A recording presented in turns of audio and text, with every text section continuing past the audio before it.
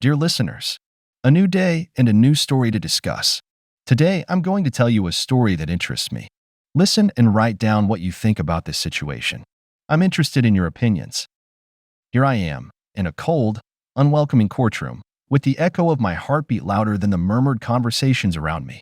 You might find it odd, but this place, with its high ceilings and stern faces, feels more like a stage for a twisted play than a hall of justice. My lawyer, Jasper, sits beside me, his expression a blend of professional concern and barely concealed impatience.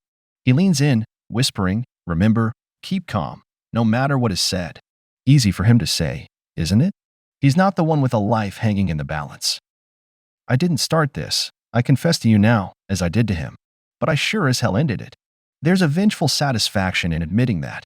You see, when your back's against the wall, you find out what you're really capable of. Lucy, my soon-to-be ex-wife, sits across the room, her posture perfect, the picture of innocence. If you looked at her now, you'd never guess the chaos she's capable of stirring. The way she betrayed me, with him of all people, Dominic, my high school nemesis turned handyman. The irony is so bitter it's almost laughable. The jury walks in, a procession of everyday faces about to decide my fate. As they take their seats, I can't help but feel like a pawn in some cruel game of chess. My gaze drifts to Lucy, and our eyes lock for a fleeting moment. There's a coldness there, a detachment that makes my blood boil. How did love turn into this venomous thread that binds us now? The judge's voice breaks through my thoughts, calling the room to order. Will the defendant please stand? Jasper nudges me, and I rise, my legs feeling like they're made of lead.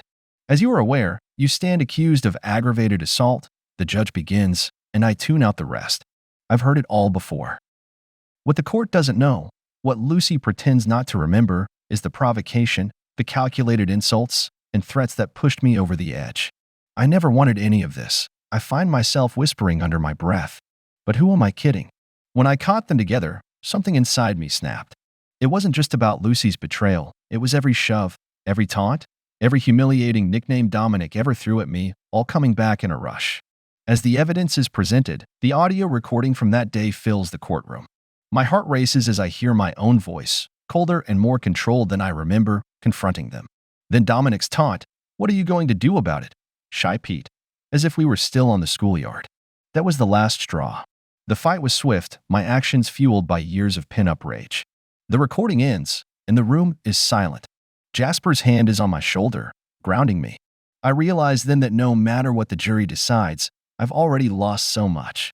The love I thought I had with Lucy, the respect of my peers, and maybe, just a little, my own self-respect. But as I stand there, waiting for the verdict, there's a part of me that doesn't regret a thing. If I'm found guilty, I'll wear that sentence as a badge of honor, a testament to the fact that I finally stood up for myself. And if I'm acquitted? Well, then it's a fresh start, an opportunity to rebuild from the ruins Lucy and Dominic left in their wake. Has the jury reached a verdict? The judge asks, pulling me back to the present. Yes, the jury has a verdict, but so do I. No matter what comes next, I'm ready. This trial, this moment, it's not the end of my story. It's just the beginning. Lucy and I, we had our fair share of storms, but nothing, absolutely nothing, prepared me for the hurricane that was Dominic. It's almost comical, thinking back to the early days, how we imagined our biggest challenges would be choosing paint colors or deciding on which side of the bed to sleep on. I love this, us, Lucy would often say, her eyes sparkling with a joy that I thought was mirrored in mine. But as time wore on, her spark began to attract more than just my attention. It started small. A lingering look from a stranger, an overly friendly chat with the neighbor, things I could brush off. But then, there was Eric, our landlord's new helper. Tall, with a swagger that filled any room he entered, he was the kind of threat I hadn't anticipated. "Lucy, you sure do make this place shine," I overheard him say once, his tone a shade too familiar. She laughed, that carefree laugh I once fell for, and something inside me twisted. "Oh, stop it, Eric. I'm just keeping it nice for Pete and me." But was she? Was it really for us, or for the adoring eyes of men like Eric? My trust began to fray, thread by thread, each of her innocent gestures now suspect in my mind. One evening, as we lay in bed, the silence between us heavy with the things left unsaid, I ventured, "Do you ever think we're drifting apart?" Lucy turned to me, her expression a mask of surprise. "Where's this coming from, Pete?" Of course not. But her words, meant to reassure, felt hollow. I saw the shifts, the tiny betrayals that started to accumulate, building a wall of doubt and suspicion. And then came Dominic. Not directly at first, but through whispers, a sighting here and there, his name dropped in casual conversation. The high school bully who made my life a living hell, now parading around as if he owned the place. I ran into Dominic today, Lucy mentioned nonchalantly one evening. He's changed, seems like a decent guy. Decent. The word echoed in my mind like a cruel joke. Dominic, the symbol of my torment, now infiltrating my present, through the very person who was supposed to be my sanctuary. You can't be serious, I retorted, my voice sharper than intended. He's anything but. Lucy frowned, taken aback by my intensity. Pete, people change. Maybe you should too. That stung. Was she implying I was stuck in the past, unable to move forward? Or worse, that I was incapable of seeing the good in people, even when they've supposedly changed?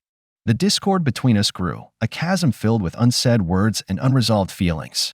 I began to watch her, obsess over her interactions, looking for any sign of betrayal. And with each passing day, my love for her was tainted by a growing sense of paranoia and distrust. But nothing, absolutely nothing, prepared me for the day I found muddy footprints leading to our bedroom, footprints that belonged to neither of us. It was Eric. He came by to fix the smoke alarm, Lucy explained when I confronted her, her voice steady, too steady. Why didn't you tell me? My question hung in the air, a challenge. Lucy met my gaze, her eyes a mix of defiance and something else. Was it guilt? I didn't think it was a big deal. But it was a big deal. It was the beginning of the end, the first undeniable proof that the life I thought we were building was nothing but a house of cards, ready to collapse at the slightest breeze. And as I stood there, watching her, a plan began to form in my mind. A plan for redemption, for revenge. Because if Lucy had chosen to invite chaos into our home, then I would be the storm that washed it all away. I've carried the weight of my past like a chain, links forged in the fire of high school hallways, locker rooms filled with jeers, and the relentless torment of Dominic. To think I had buried those days deep enough, only for them to resurface, clawing their way back into my life through Lucy's unwitting betrayal. It's funny, isn't it? How the past refuses to stay buried, how it insists on echoing into our present, shaping our fears, our actions, and, ultimately, our destinies. Dominic? Really? Lucy? After everything you put me through? I remember my voice cracking, the hurt and disbelief so raw, so palpable. Lucy's response was a shrug, her indifference a sharp blade to my already wounded soul. People change, Pete. You should too. Change. That word again. As if the passage of time could erase the memories of humiliation, the fear, the loneliness that Dominic's reign of terror had etched into my very being. As if Lucy's dismissive attitude could somehow mend the fractures in my self-esteem, in our relationship. But here's the thing about the past. It's not just a series of events that happened. It's a teacher, a cruel, relentless instructor that forces you to learn, adapt, and, in my case, plot revenge.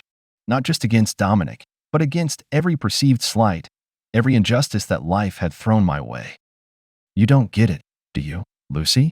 My own words surprised me, their venom a testament to the brewing storm within. This isn't just about Dominic. It's about every time I was pushed down, laughed at, made to feel less than. And now, my own wife, my supposed partner in life, you're betraying me with the very person who embodies those memories. The silence that followed was deafening, a chasm widening between us, filled with the ghost of my tormented past and her apparent betrayal. In that moment, I realized that my battle wasn't just with Dominic or even Lucy. It was with the part of me that had allowed those past humiliations to define me.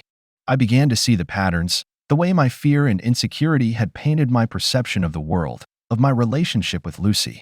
How my obsession with vengeance, with proving myself, had clouded my judgment, pushing me further into a spiral of suspicion and anger. And yet, the thought of Dominic, smug and unrepentant, invading my life once again, this time through my wife, ignited a fire within me. A desire not just for revenge, but for liberation from the chains of my past. I won't let you do this to me, Lucy. Not you, not him. I declared, my voice steady, the resolve clear in my eyes. The irony was not lost on me.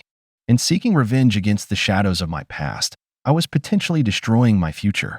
But at that moment, driven by a mix of pain, betrayal, and a desperate need to reclaim my dignity, none of that mattered. The echoes of my past, once a source of weakness, had become my battle cry, a call to arms against the injustices of my life, real or perceived. And as I stood there, Facing Lucy, her eyes wide with a mixture of fear and understanding, I knew that whatever came next, I would no longer be a prisoner of my past. Instead, I would use it as a weapon, a tool to carve out a new path, one where I was no longer the victim, but the architect of my own destiny. And if that meant walking through the fire, confronting the demons of my past head-on, then so be it. For in the quest for redemption, sometimes the only way out is through. And I was ready to face whatever came next, with the echoes of my past fueling my steps forward. Let me pull you closer into the shadows of my world, where truths twist and loyalties turn on the flick of a dime. The muddy footprints were just the beginning, a tangible trace of betrayal seeping into the fabric of our home. But it wasn't just about who they belonged to. It was about what they represented, the infiltration of my sanctuary, the space I shared with Lucy. I need to know, Lucy. Why? Why now? My voice was low, a dangerous calm before the inevitable storm. Her eyes darted away, a silent confession. It's not what you think, Pete. It's complicated. Complicated. The word hung in the air, a maze of lies and half-truths I was determined to navigate. I could sense the unraveling, the delicate threads of our relationship coming undone, stitch by stitch. And with each revelation, a piece of me hardened, my resolve turning into something unrecognizable. I started digging, sifting through the debris of our life together, looking for signs I had missed. And there, amid the mundane, were the clues. Text messages deleted but not forgotten, receipts for dinners for two when I was out of town, the scent of unfamiliar cologne lingering on our clothes. Each discovery was a blow, a sharp intake of breath in the cold night air. Do you love him? The question pierced the silence of our kitchen, a space once filled with laughter and shared secrets. Lucy's hesitation was answer enough. I don't know. It's not about love, Pete. It's about feeling alive, feeling seen. Seen. As if I hadn't been looking, as if my gaze had somehow glossed over her all these years. The realization stung, a bitter acknowledgement that perhaps I had been blind, too caught up in my own grievances to notice the chasm widening between us. But it wasn't just the betrayal that gnawed at me. It was the identity of her confidant, Dominic, the ghost of my past now haunting my present. The irony was a cruel twist of fate, a mockery of the vows we had taken. You chose him to make you feel seen? My words were laced with venom, a reflection of the turmoil churning inside me. After everything, him? Lucy's silence was a balm and a curse, a confirmation of the myriad ways we had failed each other. And in that moment, I knew that redemption lay not in salvaging the remnants of our relationship, but in confronting the truth, no matter how ugly. The path to understanding was littered with pain, with moments of clarity that cut deeper than any knife. Each step forward was a step away from the man I had been, a deliberate move towards a reckoning that was long overdue. I'm sorry, Pete. I never wanted to hurt you. Her apology was a whisper, a faint echo of the love we once shared. But apologies are like band-aids on bullet wounds. They cover the surface but do nothing to heal the damage beneath. The unraveling of truths had laid bare the fissures in our foundation, revealing a landscape of broken promises and unmet needs. And there, amidst the rubble, I found my resolve, not to seek vengeance in the shadows of anger and hurt, but to rise above, to rebuild from the ashes of what was lost. The journey would be mine alone, a solitary path towards forgiveness and, perhaps one day, peace. But first, I had to let go. Let go of Lucy, of Dominic, of the past that had ensnared us all. It was time to step into the light, to face the dawn of a new day with eyes wide open, unburdened by the chains of yesteryear. The unraveling truths had set me free, in a way I never expected. And for that, in the midst of the pain and the betrayal, I found a reason to be grateful. The day of reckoning arrived unannounced, an ordinary morning shattered by the extraordinary weight of truth. My heart was an anvil, each beat a reminder of the impending storm. Today, I would confront Dominic, the ghost from my past, the thief of my present. I know about you and Lucy, I declared, stepping into his space, the air charged with tension. The words felt foreign, yet necessary, a line drawn in the sand. Dominic's smirk was a slap, his arrogance unbridled. What are you going to do about it, Pete? Cry. His taunt was a catalyst, a spark igniting years of suppressed fury. Yet, amidst the chaos of my emotions, a cold, calculating resolve took hold. This wasn't just about Lucy or Dominic. It was about reclaiming my dignity, my self-worth. You think you can walk into my life, destroy my marriage, and just get away with it? My voice was steady, a contrast to the turmoil within. You're not dealing with the same scared kid from high school, Dominic. The confrontation was not just verbal. It was a battle of wills, a clash of past and present, Each word exchanged was a dance around the truth, the undeniable fact that Lucy's betrayal and Dominic's return were intertwined in a web of deceit. "You and Lucy, you're perfect for each other," Dominic sneered, his words dripping with disdain. "Both too blind to see what's right in front of you." His insult was a mirror, reflecting a truth I had refused to acknowledge. Lucy and I had drifted apart, not because of Dominic, but because of the distance we allowed to grow between us, the silence we chose over confrontation. In that moment, the revelation struck with the force of a thunderclap. My vendetta against Dominic, my obsession with vengeance, was a smokescreen, a distraction from the painful reality of my failing marriage. "I pity you, Dominic. Living your life making others miserable because you can't stand your own reflection," I retorted, the words laced with both anger and insight. Our exchange was a crescendo, a build-up to the inevitable collision of past grievances and present wounds. Yet, as I stood there, facing the embodiment of my torment, I realized that true power lay not in subjugation but in forgiveness. "You'll never understand, Dominic. You take pleasure in destruction, but you're the one who's truly broken," I said, the weight of my epiphany lending strength to my voice. The confrontation ended not with fists, but with the realization that the cycle of vengeance and resentment had to be broken.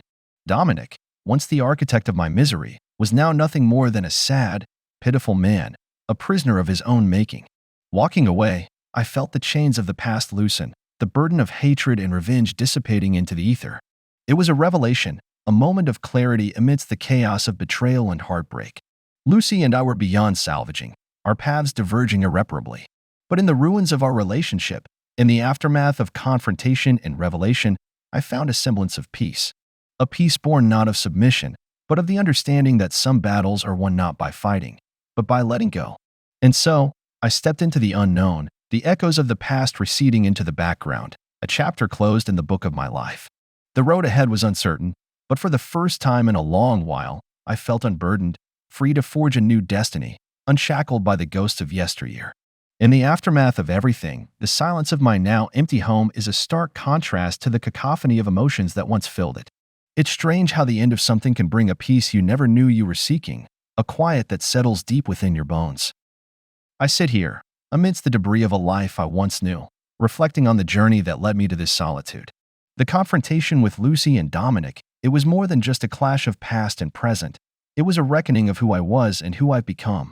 In facing them, I confronted my deepest fears, my darkest insecurities, and the part of me that I thought was lost to the echoes of my past. "I never meant for any of this to happen," Lucy's words during our final goodbye haunt me. Her eyes, once bright with shared dreams, were dimmed with the weight of our shared failures. "I'm sorry," she said, a simple admission that carried the weight of 1,000 unspoken regrets. Sorry. The word hung between us, too little too late, yet it was the closure we needed.